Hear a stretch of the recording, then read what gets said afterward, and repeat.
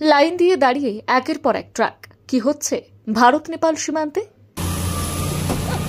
মানে gate খুলেনি, tribe ঢুকে গেছে রাইন থেকে।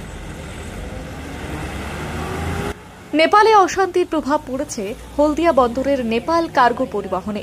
সীমান্তে দাঁড়িয়ে 1000-এরও বেশি ট্রাক। পূর্ব মেদিনীপুরের শিল্প তালুক হলদিয়ার মাধ্যমে ভোজ্য তেলের কাঁচামাল, অশোধিত পাম অয়েল সহ বিভিন্ন ধরনের পণ্য আমদানি করে নেপাল। বন্দর বাণিজ্যে এটি নেপাল কার্গো হিসেবেই পরিচিত। অশান্তির জেরে মূলত প্রভাব পড়েছে ওই ক্রুড পাম অয়েল পরিবহনে। ট্যাঙ্কারে করে ওই ক্রুড পাম অয়েল হলদিয়া বন্দর থেকে নেপালের বিভিন্ন ভোজ্য তেল কারখানায় পাঠানো হয়। থমকে গিয়েছে সেই ভোজ্য তেলের কাঁচামাল পরিবহন। বন্দর থেকে লোডিং এর পর মাঝপথে প্রায় 30,000 টন তেল পরিবহন থমকে গিয়েছে। ভারত নেপাল সীমান্তে 5 দিন ধরে আটকে রয়েছে ক্রুড পাম অয়েল বোঝাই প্রায় 1000-এরও বেশি ট্রাক। হলদিয়া বন্দরেও ট্যাঙ্কারে ক্রুড পাম অয়েল লোডিং বন্ধ।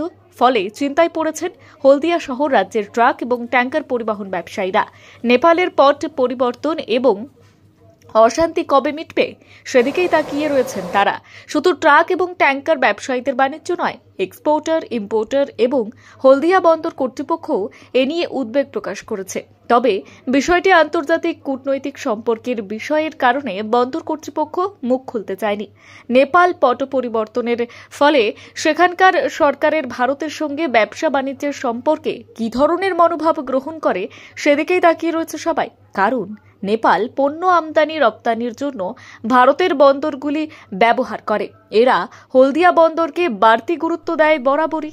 হলদিয়া বন্দরের মাধ্যমে নেপাল বছরে ক্রুড পাম অয়েল আমদানি করে 12 লক্ষ টনের উপরে।